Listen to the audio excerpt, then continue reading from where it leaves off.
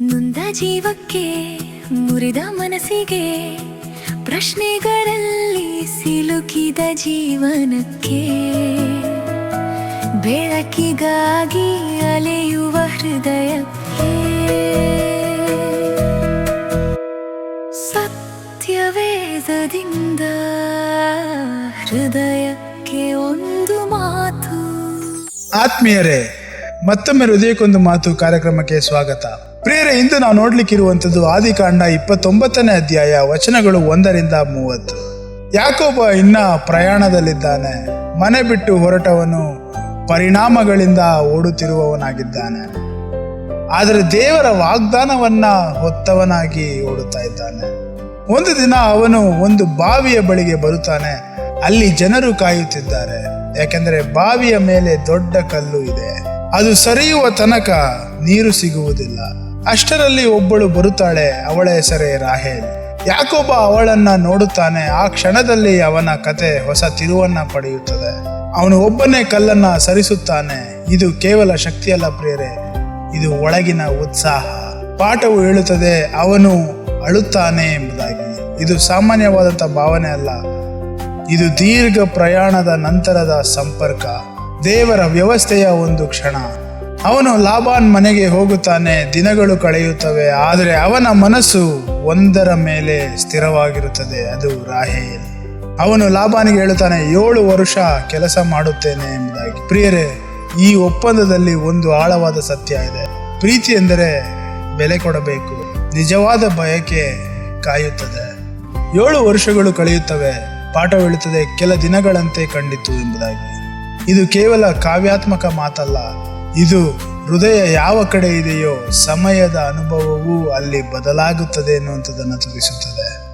ಕೊನೆಗೆ ಮದುವೆಯ ದಿನ ಬರುತ್ತದೆ. ಆದರೆ ರಾತ್ರಿ ಮುಗಿದ ಮೇಲೆ ಯಾಕೋಬ ಅರಿಯುತ್ತಾನೆ, ಇದು ರಾಹೇಲ್ ಅಲ್ಲ, ಅವಳ ಸಹೋದರಿಯಾದಂಥ ಲೇಯಳು ಎಂಬುದಾಗಿ. ಇಲ್ಲಿ ಕತೆ ಅಪಘಾತಕಾರವಾಗುತ್ತದೆ. ಆದರೆ ಇದರಲ್ಲಿ ಒಂದು ಆಳವಾದ ಆತ್ಮೀಯ ಸತ್ಯ ಇದೆ ಪ್ರಿಯರೇ.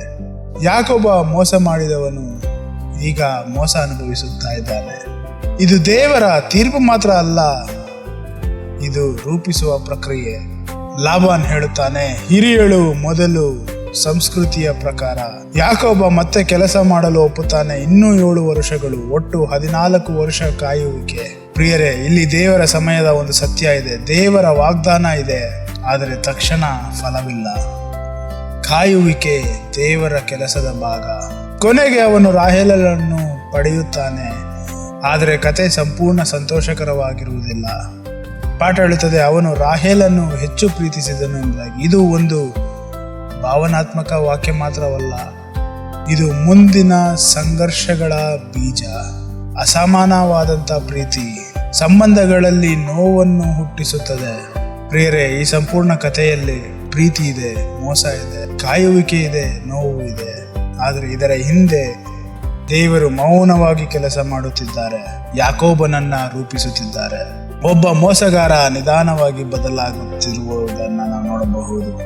ಹಾಗಾದ್ರೆ ಇಂದಿನ ವಾಗ್ದಾನ, ನಮ್ಮ ಜೀವನದ ಗೊಂದಲಗಳಲ್ಲಿ ದೇವರು ಇನ್ನ ಕೆಲಸ ಮಾಡುತ್ತಾ ಇದ್ದಾರೆ. ಹಾಗಾದ್ರೆ ನಾವು ಕೈಗೊಳ್ಳಬೇಕಾಗಿರುವಂತಹ ಆಜ್ಞೆ, ಕಾಯುವಿಕೆಯನ್ನ ತಳ್ಳಿಬಿಡದೆ ಅದನ್ನ ಸ್ವೀಕರಿಸಬೇಕು. ದೇವರ ಸಮಯವನ್ನ ನಾವು ನಂಬಬೇಕು ಪ್ರಿಯರೇ, ಪ್ರಕ್ರಿಯೆಯನ್ನ ಗೌರವಿಸಬೇಕು. ಹಾಗಾದ್ರೆ ಇಂದು ನಾವು ಇದನ್ನು ನೆನಪಿಟ್ಟುಕೊಳ್ಳೋಣ. ಯಾಕೋಬ ಪ್ರೀತಿಗಾಗಿ ಕಾಯುತ್ತಿದ್ದನು, ಆದರೆ ದೇವರು ಅವನ ವ್ಯಕ್ತಿತ್ವವನ್ನ ರೂಪಿಸುತ್ತಿದ್ದರು. ಇಂದು ನಾವು ಏನಕ್ಕಾಗಿ ಕಾಯುತ್ತಾ ಇದ್ದೇವೆ? ಅದು ವಿಳಂಬವಲ್ಲ, ಅದು ರೂಪಿಸುವ ಸಮಯವಾಗಿರಬಹುದು. ಮತ್ತೆ ಮುಂದಿನ ಸಂಚಿಕೆಯಲ್ಲಿ ಭೇಟಿಯಾಗೋಣ. ಅಲ್ಲಿಯವರೆಗೂ ದೇವರ ಕಾರ್ಯಕ್ಕೋಸ್ಕರ ಕಾಯುವಂತ ಹೃದಯ ನಮ್ಮದಾಗಿರಲಿ. ಆಮೇನ್. ನೊಂದ ಜೀವಕ್ಕೆ ಮುರಿದ ಮನಸ್ಸಿಗೆ ಬೆಳಕನ್ನು ಹುಡುಕುವ ಹೃದಯಕ್ಕೆ ಸತ್ಯವೇದದಿಂದ ಹೃದಯಕ್ಕೆ ಒಂದು